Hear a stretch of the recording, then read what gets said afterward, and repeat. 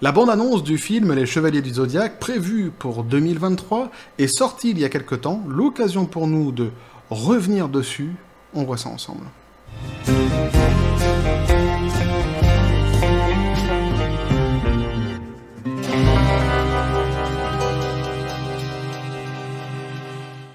Et nouveau petit concept sur la chaîne, les copains, qui est la Goldolate News, le rétro laser, pour citer une attaque de Goldorak. Un concept qui m'est venu en parlant dernièrement dans les commentaires sous une de mes vidéos avec quelqu'un qui nous suit sur la chaîne Lavenix, qui me disait justement, il y a eu la bande-annonce du film Les Chevaliers du Zodiaque qui est sorti il y a quelques temps, et ça serait bien que tu donnes ton avis. Et pour tout vous dire, c'est un des sujets que j'avais sélectionné dans le passé, et que je n'avais pas eu le temps de traiter, parce que la vie de famille, le travail, etc. Et donc du coup, je donne la priorité à certains autres sujets, et parfois je regrette comme ça des sujets que j'ai pas eu le temps de traiter, de ne pas avoir donné mon avis. Et donc je me suis dit, je vais créer cette petite rubrique, la Goldolate News, hein, le rétro laser, pour pouvoir justement reprendre des sujets qui, ou alors même parfois il y a des sujets comme ça qui sont passés sous mes yeux de manière fugace, tel un goupil, hein, parce que c'est fugace un goupil, et que je n'ai pas eu le temps de traiter. Je suis fatigué, hein, c'est la fin de la journée pour moi ici en Asie, et je suis un petit peu claqué, mais donc j'avais pas eu le temps de traiter, et je me suis dit, ce concept-là, il pourrait être assez intéressant. Vous me direz ce que vous en pensez, nouvelle vignette, hein, etc., pour ce concept. Et donc là, on va revenir pour le coup, donc, hein, pour ce premier... pour cette premier rétro laser, sur la bande-annonce des Chevaliers du Zodiaque. On va essayer de regarder ensemble, hein, on verra exactement aussi les avis, certains avis des internautes, hein, des gens, ce qu'ils ont pensé exactement de ça. Et c'est vrai que on peut dire quand même que la plupart des gens ont quand même assez peur de se retrouver avec avec encore une fois un foirage, hein, sur l'adaptation, hein, d'un manga, comme ça a été le cas à l'époque pour Dragon Ball, évidemment. Donc on nous dit ici, les Chevaliers du Zodiaque, donc, hein, les premières images du live-action dévoilées, les internautes ne sont pas convaincus. Et alors, cet article-là, je l'ai pris, j'aurais pu en choisir d'autres, parce qu'il y en a plein d'autres, hein. D'ailleurs, petit café quand même, les copains. Même s'il est tard, toujours petit café. J'aurais pu en choisir d'autres, mais je me suis dit, cet article-là m'a amusé. Parce que vous allez voir, en fait, la manière dont c'est écrit, il commence avec... celui qui a écrit l'article commence avec une certaine idée, en fait, de la réussite, justement, des adaptations, et puis il termine sans être vraiment convaincu de sa première idée, vous allez voir. C'est un petit peu confus dit comme ça, mais vous allez voir, ça sera plus clair quand je vais vous le lire. Donc on nous dit, la mode des adaptations en live-action ne faiblit pas. Qu'il s'agisse de jeux vidéo ou de dessins animés, la formule cartonne. En effet... Je rigole parce que je fais des vidéos avec des flops, j'en fais plein. Donc quand je vois la formule cartonne, je sais pas en fait, c'est très étrange. En effet, donc quoi de plus rentable et pratique que de transposer sur un petit ou un grand écran un univers de fiction ayant déjà une solide fanbase avec de vrais acteurs. Et c'est drôle parce que ces mêmes journalistes qui, lorsque justement certaines grosses licences sont reprises et sont complètement dénaturées, lorsque ça arrive, ils ne mettent jamais en exergue ce fait-là, en fait. Le fait que justement, en fait, ce sont des grosses licences qui ont des grosses fanbases et que donc on se sert de marchepied avec ces licences-là pour faire passer un message souvent idéologique. Mais là, en l'occurrence, pour dire que c'est un succès, ils le soulignent. Comme quoi, ils le savent. Que ça fonctionne, hein, de prendre des noms qui sont connus, évidemment, les coquins. Alors, le succès d'Uncharted, Tomb Raider, The Witcher et de pratiquement... Alors, The Witcher, faut attendre quand même, parce que là, avec ce qui s'est passé avec la danse des acteurs, ça risque d'être c'est quelque chose à suivre pour le futur, j'ai envie de dire, hein, les audiences. Alors, The Witcher, donc, hein, est de pratiquement tous les classiques de Disney. Le prouve, le public est friand de ce genre de films et de séries. Bah ouais, il y a évidemment tellement de réussite dernièrement dans les reboots ou dans les adaptations. Resident Evil, Willow, etc., que des gros succès, il faut le dire quand même, hein. Alors pas étonnant donc, hein, à ce que le célèbre manga Les Chevaliers du Zodiaque ait droit lui aussi à ce traitement de faveur. Toutefois, les premières images ont quelque peu refroidi les internautes, tu m'étonnes. Alors Les Chevaliers du Zodiaque, donc Twitter est dubitatif. Le casting, alors ils sont pas vraiment dubitatifs, hein, ils sont assez clairs en fait, hein. Il n'y a pas tellement de subtilité en tout cas dans les messages qui ont été sélectionnés ici dans le site, hein, vous allez voir. Alors le casting du live action des Chevaliers du Zodiaque n'est pourtant pas mauvais. On retrouvera Sean Bean, Game of Thrones, Les Seigneurs des Anneaux, dans le rôle d'Alman Kido, une sorte de mentor qui recrute Seiya dans l'ordre qu'il a autrefois fondé lorsqu'il a découvert l'existence de la déesse réincarnée. À ses côtés, on retrouvera Mark Dacascos, John Wick, Parabellum, Famke Janssen, X-Men, et le jeune Makenyu, Pacific Rim, Uprising, pardon. Le producteur de The Witcher, Thomas Baginski, sera aux commandes du film, attendu pour 2023. Sony vient de dévoiler les premières images officielles qu'on vous laisse regarder ici, ci-dessous. Alors on va pas regarder en fait les images que eux ils mettent ici, parce que c'est une bande-annonce de 30 secondes. On va aller en regarder une un petit peu plus... large, un petit peu plus grosse, ça nous permet d'avoir un petit peu plus d'images, et évidemment, on se retrouve après le visionnage. In days of legend, gods walked the earth. Say, what if I told you Athena had returned in human form? And you are destined to become one of her guardian knights. I'd say your therapist is more this paycheck.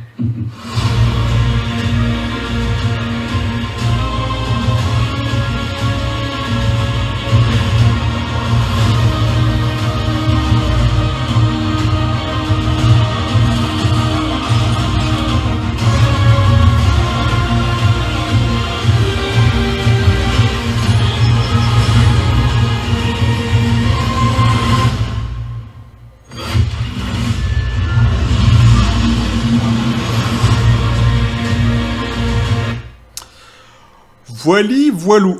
Alors mon premier sentiment comme ça à chaud quand j'ai vu cette bande-annonce, c'est tout simplement, je me suis dit, mais où sont mes chevaliers du Zodiaque? J'ai l'impression de voir un Marvel, tout simplement, quoi. Mais j'ai pas du tout, je retrouve pas du tout ni l'atmosphère, ni la magie, ni l'ambiance des chevaliers du Zodiaque. Alors évidemment, ce n'est qu'une bande-annonce, hein, elle dure que quelques secondes. On verra évidemment sur pièce quand le film sortira. Mais vu comme ça m'a l'air d'être... moi, en tout cas, ça a pas l'air d'être un truc qui va m'attirer. On est trop loin, j'ai l'impression, en tout cas, moi, quand je le vois, on est beaucoup trop loin de l'univers des Chevaliers du Zodiaque. Alors en plus, à la base, moi, je suis quelqu'un qui a... Je viens des années 80, évidemment, et j'ai grandi avec les Chevaliers du Zodiaque, et c'est vrai que je m'attendais, en voyant comme ça la bande-annonce, en regardant la bande-annonce, à retrouver une espèce de nostalgie, peut-être de magie, comme ça, de mon enfance, et pas du tout. Et vraiment, le sentiment que j'ai eu en regardant la bande-annonce, c'est je me suis dit, mais où sont mes Chevaliers du Zodiaque? C'est quoi ce délire? J'ai l'impression qu'il va y avoir les 4 Fantastiques qui vont arriver à un moment donné, ou que sais-je encore, quoi, mais un super-héros, quoi. Je dis, j'avais l'impression qu'à un moment donné, j'allais voir Gal Gadot se ramener, quoi, en Wonder Woman. Donc ça, c'est pour mon sentiment à chaud. Après, vous me direz, vous, ce que vous en pensez. Hein, c'est le but du jeu, vous me direz ce que vous en pensez. Alors, vous pouvez aller revoir après la bande-annonce sur Google, vous la retrouverez assez facilement. Sans quoi, de toute façon, il y a le lien que je mets à chaque fois de l'article que je lis là, où eux aussi, ils ont mis un passage de la bande-annonce de 30 secondes, hein, si vous voulez aussi après le regarder. Donc, on nous dit donc un teaser qui ne lésine pas sur les effets spéciaux de manière inutile, point d'interrogation. Certes, il est un peu tôt pour déclarer que le film sera raté. Ah, mais tu commences à y penser quand même. Toutefois, les fans n'ont pas pu s'empêcher d'exprimer leur déception devant ces images quelques heures après sa sortie. Ce trailer a aussitôt donc été décrié sur Twitter. On voit ici par exemple un tweet où on nous dit donc après la hype autour du film Mario, on a une bande-annonce pour un film live Les Chevaliers du Zodiaque featuring Sean Bean. On nous dit encore ici tremblez, le film Senseiya arrivera-t-il à faire pire que Dragon Ball Evolution? Je sais pas s'il pourra faire pire. Il y a Death Note aussi que j'ai vu dernièrement. Putain, j'ai vu Death Note, les copains. Dernièrement, j'ai vu l'adaptation. J'avais oublié, j'étais bien quand je l'avais oublié. J'ai vu Death Note. Bref, donc il nous dit perso, donc j'ai déjà sorti mon sac à vomi. Le voyage risque d'être assez douloureux et mouvementé en tous les cas. Et donc sous le premier tweet qu'on avait vu, donc après la hype du film de Mario, il y a quelqu'un qui a répondu avec cette image de Shiryu en train de pleurer des larmes de sang. Et puis là, on a la réaction du joueur du grenier qui est quand même assez intéressante quelque part, parce qu'il nous dit donc, hein, puisqu'on vous dit qu'un film Senseiya, ça marchera jamais, OMG, essayez de faire un Jace et les Conquérants, t'as limite plus de chances de faire un truc fun. Alors, pour le coup, il est impossible de... moi, je me dis que... non. Je pense que c'est avec du travail, vraiment avec du travail, il est possible de faire quelque chose. Alors après, qui sait qui va pas forcément plaire à tout le monde, on est d'accord, mais je pense qu'il est possible de faire un bon Senseiya en film à un moment donné ou à un autre. Même si c'est vrai que ça semble assez compliqué. Mais je pense que c'est possible. En revanche, l'idée qui donne derrière, donc essayer de faire Jace et les Conquérants, oui, bah oui. Là, par contre, c'est une super idée. Jace et les Conquérants, ça peut marcher, ça peut le faire. Ah, il y avait comme ça des trucs, une adaptation là qui voulait sortir dernièrement, j'en avais parlé, mais et qui devrait d'ailleurs, ils disent qu'ils continuent à la faire, mais c'était sur Amazon à la base, puis maintenant c'est sur Netflix, il me semble, qui continuent à le travailler. C'était Musclor. Non, c'est Musclor ou c'était non, Conan le Barbare, c'est presque pareil. Musclor et Conan le Barbare. Masculinité trop toxique chez Amazon, ils ont refilé le bébé à Netflix. Je crains évidemment ce qu'il va en sortir. Mais Jace, pourquoi pas? Très bonne idée qu'a ici le joueur du grenier. Effectivement, ça peut être intéressant. Alors ça peut être intéressant, évidemment, encore une fois, si c'est bien fait, si c'est encore une fois pour reprendre un titre qu'on a connu dans notre enfance et le défoncer complètement, ça sert à rien. Ils peuvent, évidemment, bien se garder de le faire. Alors, on est au-delà de la hype, peut-être la meilleure adaptation du jeu vidéo en film, donc ça c'est pour Mario, et le même jour, on a la bande-annonce du film Senseiya qui fait mal au cœur, où on nous dit encore « Je suis en PLS total, pauvre Senseiya depuis quelques années, c'est une escalade sans fin pour la pire adaptation en live animé, mais comment tu peux en arriver là et penser que ça va marcher vraiment? Ou encore, on a donc un passé de trailer du film de Senseiya à Mario dans la même soirée, c'est vraiment le jour et la nuit.